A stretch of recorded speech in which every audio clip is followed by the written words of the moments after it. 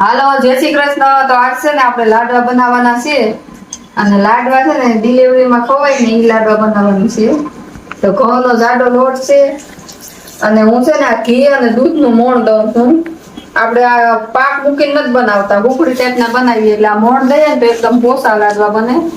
એટલે આપણે જે ઓલા મોહનથાળમાં કેમ ધાબુ દઈએ જેમ આમાંય દઈ દેવાનું, ઘીનું અને દૂધનું. એટલે એકદમ પોસા થાય. પાક ન લેવાય, પાક લઈએ ને તો ગુંદર ને હોય ને એ પછી જાજા દિવસ રહે ને તો ગુંદર પોસો પડી જાય. ને આ લાડવા છે ને મસ્ત થાય છે. એટલે જો આમાં મેં દઈ દીધું છે મોણ. એકદમ જો આવો લોટ કરી નાખવાનો, મુઠ્ઠી થઈ જાય આવું પડી જાય એવો. પછી આને છે ને ઘીમાં શેકીએ ને આ બધા મસાલા નાખવાના છે. એ આગળ વિડીયોમાં બના રહેજો, બતાવતી જાય તમને. તો જો ઘી ગરમ થઈ ગયું. હવે એમાં લોટ નાખી દઈએ. હવે છે ને આને ધીમા તાપે શેકાત કરવાનો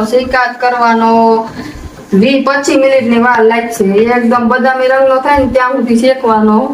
ને ઘી જો એટલું નાખવાનું, લોટ આખો ઓલો પલળી જાય ને એટલું. આનું ઘી વધારે જોઈએ.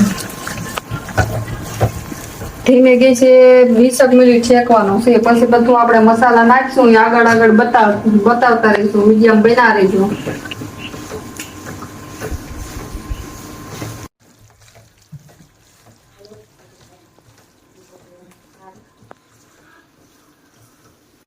જો લોટ હેકાઈ ગયો એકદમ, જો બધા રંગનો થઈ ગયો ને.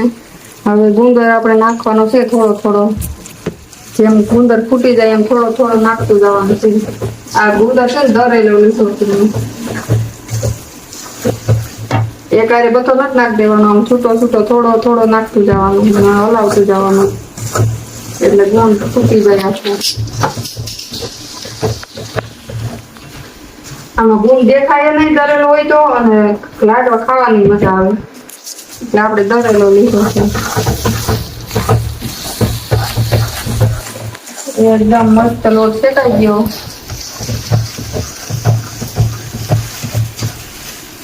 હજી થોડોક નાખ દે. ગુણ વધારે હોય એમ તો સારું.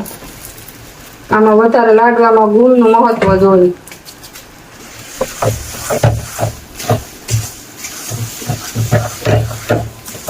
ગુણ ફૂટી જાય અને પછી આગળ બીજું બધું નાખવાનું છે ને એ નાખીએ. હવે છે ને હવા દાણા નાખ દઈએ એટલે થોડાક શેકાઈ જાય, એટલે કાચી સુગંધ ન આવે. હવા દાણા જેમ વધારે ખવાય એમ સારું.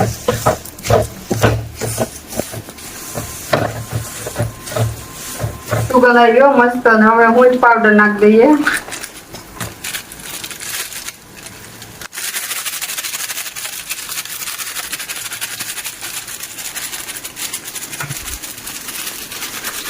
આની નાખીએ વધારે અત્યારે, કારણ કે વાતાવરણ તાજું છે ને એટલે સારું દૂધ પાવડર, શરદી ન થાય મમ્મી દીકરા બે ને.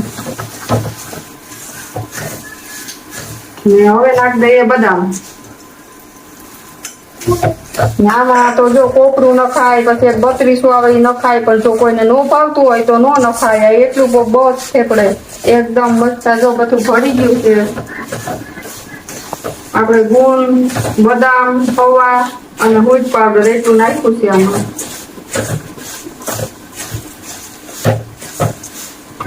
હવે લોટ ને ઉતાર લઈએ, નીચીએ. હવે આમાં છે ને તરત ગોળ ન નખાય, થોડીક વાર રાખવાનો, 5 મિનિટ રાખવાનો. થોડુંક ફરી જાય ને પછી ગોળ નાખ દઈએ. એટલે એકદમ કડકડા ન થાય, એકદમ પોતા લાડવા થાય. અને કડકડા ભૂખડી જેવા બનાવવા હોય ને તો તરત ગોળ નાખી દેવાનું. આપણે એકદમ પોસા બનાવવા છે, એકદમ નરમ લાડવા. મસ્ત બધું ભળી ગયું છે. હવે 5 મિનિટ રાખી દઈએ. તો 5 મિનિટ થઈ ગઈ ને લોટ ફરી ગયો છે, એટલે આપણે દેશી ગોળ નાખી દઈએ.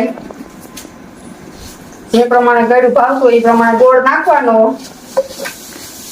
હવે એકદમ મિક્સ કરી નાખો ભાવ બેન. એટલે લાડવા આપણા તૈયાર. કેવી સ્માઈલ આવે લાડવાની? આવે ને સ્માઈલ?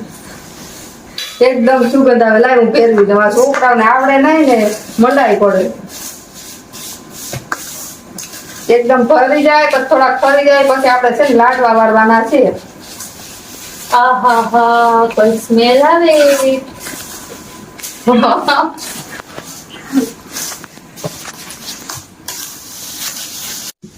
હાલો તો જો આપણે લાડવા વાળી લીધા તે મસ્ત એકદમ વારી લીધા છે. જો આ ભાંગી જાય ને એવા પોસા છે એકદમ. જો